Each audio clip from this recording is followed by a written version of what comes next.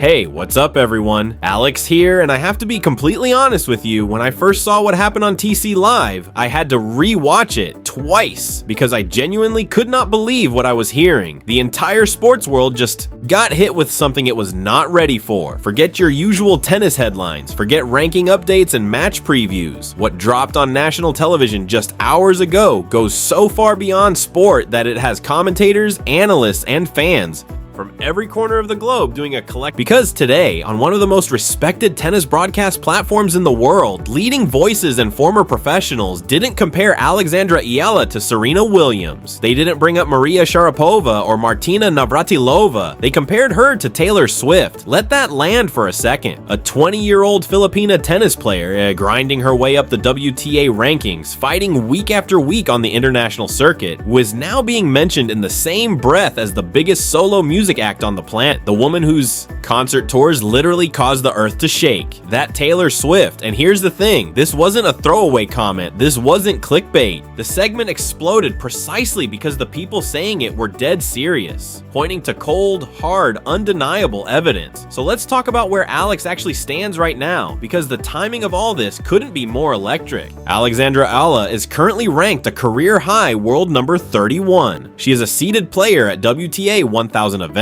She walked into the prestigious Indian Wells tournament in California with a first round bye already secured, something that tells you everything about just how far she has climbed. And she's arriving off the back of a breathtaking quarterfinal run in Dubai, where she dismantled top-tier competition and made it crystal clear to anyone still sleeping on her: she belongs. She is playing the best tennis of her life. Her momentum is real. Her confidence is obvious, and the world is watching. But here's where it gets genuinely complicated. This is the part most people aren't talking about. Behind the viral clips, behind the Taylor Swift comparisons, behind the roaring arenas and the social media frenzy, there is a deeply human story of a young woman carrying weight that most of us will never fully understand. This season did not start like a highlight reel. It started with pain, early exits at the Australian Open, a tough loss in Qatar, and the moment those results hit the wire, the critics came out swinging. Doubts about her consistency, questions about whether her body could hold up against the relentless grind of the professional tour, whispers that maybe the pressure was getting to her. But she kept going, and that matters more than almost anything else in this story, because here's what you have to understand about Alex Eala's situation. She is not just a tennis player trying to climb a rankings list. She has become the sporting heartbeat of over 100 million people, the hopes of an entire nation, and a massive global Filipino diaspora scattered across every time zone on Earth rest on her shoulders every single time she walks onto a court. We are talking about the kind of national icon status that gets compared to Manny Pacquiao, the kind of fame where a country literally holds its breath in unison, where traffic stops, where people gather around screens in homes and restaurants, and airports halfway across the world just to watch her surf.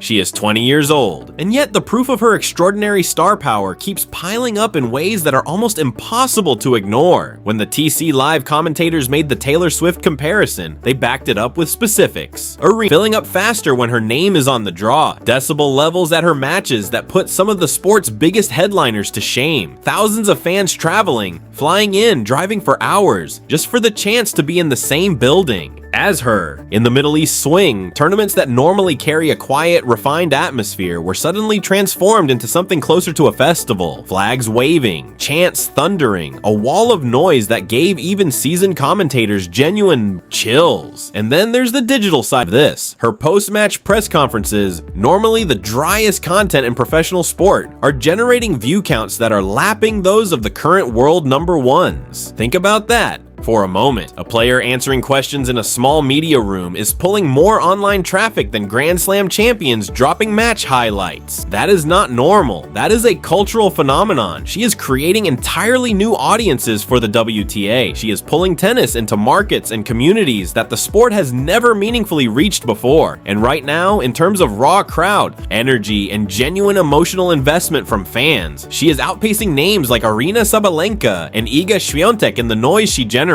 Not because of her ranking, but because of what she represents. The reactions flooding in today are exactly what you would expect when something this big collides with something this personal. Some fans are in pure tears of joy. International analysts are openly declaring her a one-woman boom for tennis attendance. Figures. The commentary is less about tennis statistics and more about cultural seismic shifts. But in the same breath, there are worried voices too. People who love her deeply and are scared for her. Scared about burnout. Scared about what it costs, mentally, emotionally, physically, to be the sole focal point of this much expectation at this stage of a career. The mental health conversation in professional tennis is louder than it has ever been, and the psychological load she carries is not a small thing. It is enormous, yet every time she steps in front of a microphone, she handles it with a grace that genuinely surprises people. She speaks with maturity and humility. She acknowledges the crowd, embraces the energy, but never loses sight of why she is there. Now the desert awaits. Indian Welling. The BNP Paribas Open, one of the most prestigious events outside the Grand Slams, is where this next chapter begins.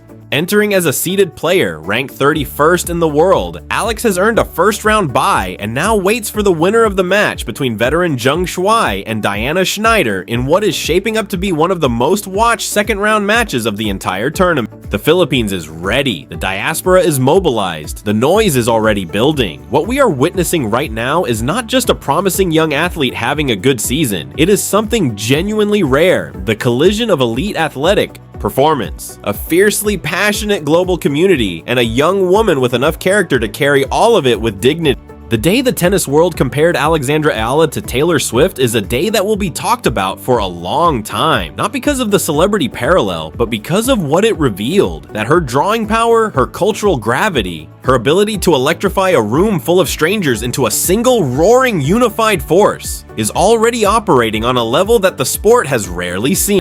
The wave is global, the court is hers, and tennis will never quite look the same again. Thanks for sticking with me through this one. If you want a full breakdown of her potential path through the Indian Wells draw and a deep look at her upcoming opponents, let me know in the comments and I'll get that together for you.